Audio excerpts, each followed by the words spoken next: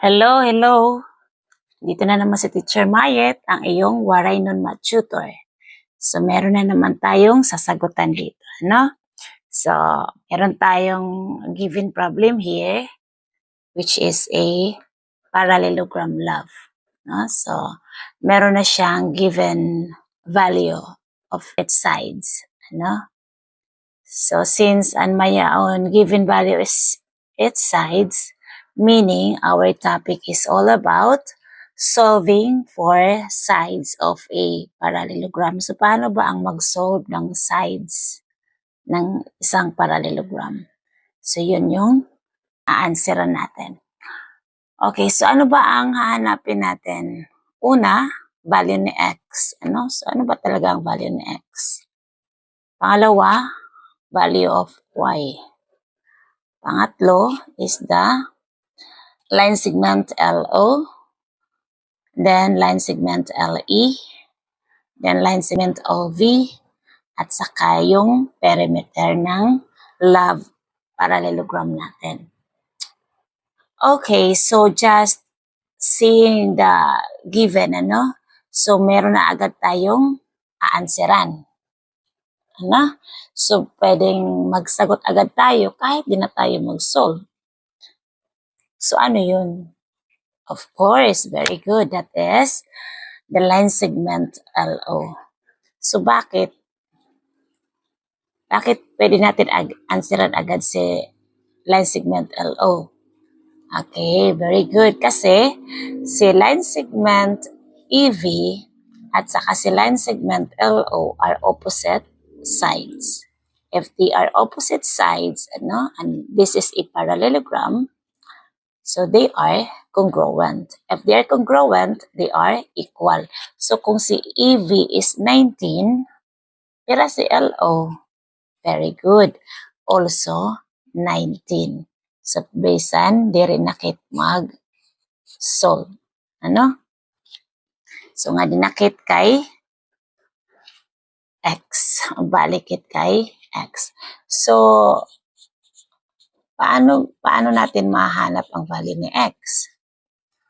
Of course, we will refer again to the first condition under parallelogram that any parallelogram, any two opposite sides are congruent. So that is our concept. So masugad kit line segment LO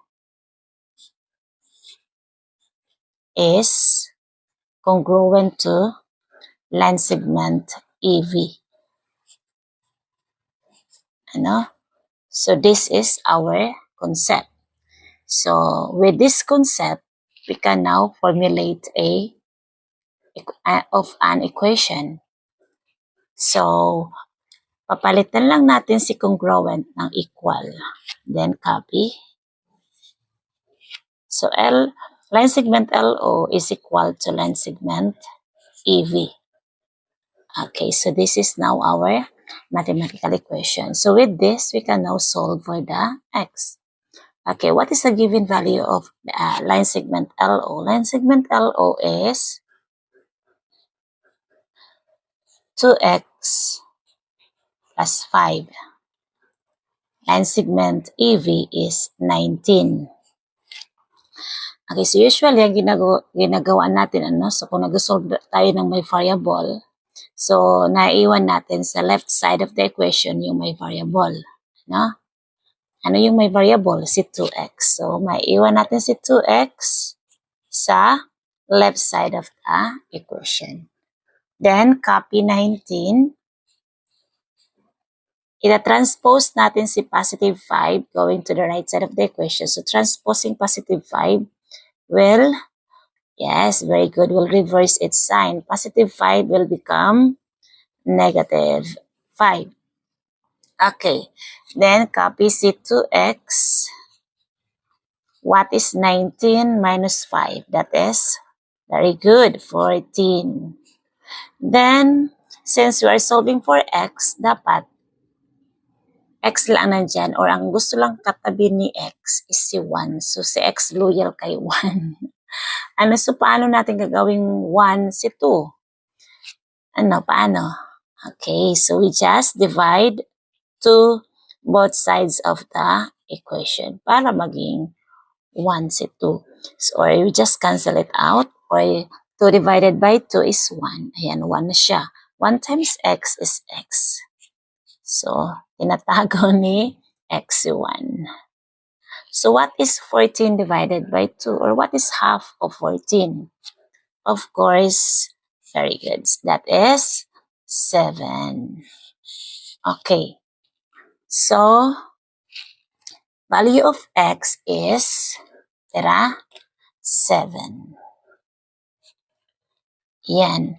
Or, so if we will substitute 7 to x, let's say 2 times 7 is 14 plus 5 is 19. So, they are still equal. Pero, meron din ibang solution dyan. So, kung halimbawa, mabilisan, just like sa exam, sa exam naman, di naman hinahanap yung solution. So, kung alam mo lang mag-mental computation, you can answer it. Just make sure na tama yung sagot mo. So, pag ganito, so kung ubos na yung oras mo, so, compute na lang natin mentally. So, paano? Since alam natin si LO is also 19, so, i-reverse lang natin ngayon yung MDAS. So, hindi tayo mag-start sa MDAA. M sa multiplication, division, addition, subtraction. So, dito tayo sa dulo mag-start. Pero, yung kabaliktaran ni addition is subtraction. Yung kabaliktaran ni multiplication is division. Yun yung gagamitin natin. So, ganito lang yun. 19 minus 5 equals 14. Then we will divide it by 2. 14 divided by 2 is 7. See? Parehas la sira. So, isan, kahit mag-solve tayo or hindi, pwede rin. Kaya mga sagutan. So, magtataka ngayon si teacher, uy, ang galing, ang bilis mong sumagot. So, yun lang yung technique. Okay? Natutunan? Diba? Very good ka dyan. Okay, next is, let us solve for y naman. So, what is the value of y? So, solving y. Okay, so solving y, gagawin din natin yung ginawa natin kay x. So, paano natin ginawa si x? So, what are the opposite sides? Okay, so the opposite sides is, or are, opposite sides are line segment LE and line segment OV. If they are the opposite sides, they are very good, congruent. Okay, so yan uli yung concept natin. So that is our basis on solving for the value of y. So, let's formulate an equation. Ganun lang gagawin natin, Papalitan lang natin si congruent ng equal. Okay, then copy at saka si OV. Okay, so since we have already our mathematical equation, so pwede na tayo mag-solve kay y. Okay, so what is the given value of LE? LE is y plus 8. OV is 2y plus 2. Okay, so meron tayong y in both sides of the equations. So merong y sa left side of the equation, merong 2y sa right side of the equation. So pag ganito, ang gagawin lang natin, ang mag-move, yung katabi niya ay maliit. So ano ba ang katabi ni 2y dito? Of course, si 2. Ano ba ang katabi ni y dito? Si 1. Invisible? 1. So alin na mas maliit? Of course, si 1 kaysa kay 2. So si y ang i-move, ang mag-move, siya yung pupunta sa kabilang side. So copy 2y Transposing positive y to the other side of the equation will become negative y. No? Then copy si 8. Then let's transpose positive 2 to the other side of the equation. Positive 2 will become negative 2. Okay. Then, what is 8 minus 2? Of course, very good. That is 6. What is 2y minus y? No? So, since this is subtraction and ano na sila, no, common variable, so we just copy si y. So, 2 minus 1 is 1. So, since it is already 1, so bisan direta na siya butang na 1. Ano? So, understood na meron siyang kasamang 1 or y na lang. Y is 6. So, the value of y is 6. Okay, so, between the two opposite sides, alin yung mas madali mo masasagutan? Line segment LE. So, kung ilalagay natin si 6 sa y, so this will become 6 plus 8 is ilan? Very good.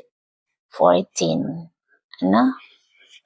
So, meaning, si line segment LE is, pera ang kanyang measure, 14.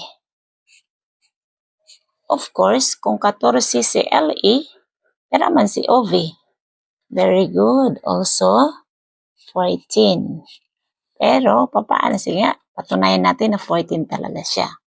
So, 2 times 6, y is 6. 2 times 6 is 12. Plus 2 is 14. Very good. Okay, so ngayon naman, ano yung perimeter? What is the perimeter of the parallelogram log? Ano ba yung perimeter? So, solving the perimeter, we just add all of the sides. So, ano ba yung mga measure ng sides natin? Si LO is 19. Ito na lang yung gagamitin natin. So, 19. Si EV is also 19. Plus si LE is 14. Plus OV is also 14. So, adding the first two and adding the last two. So, what is the sum of the first two? So, 19 plus 19 is, very good, 38. How about 14 plus 14? Very good, that is 28. So, what is 28 plus 38? Or 38 plus 28? So, ito muna, 8 plus 8 is 16. Carry 1. 3 plus 2 is 5 plus 1. That is, very good, 6. So, the perimeter of the love parallelogram is 6. Yun. Ang bilis lang, di ba? So, kayang-kaya. Lapit na yung exam natin. So, meron na kayong panooran as your review. Okay, so kung may natutunan kayo at nagustuhan ang aking video, paki-share na lang ito para makatulong din tayo sa iba.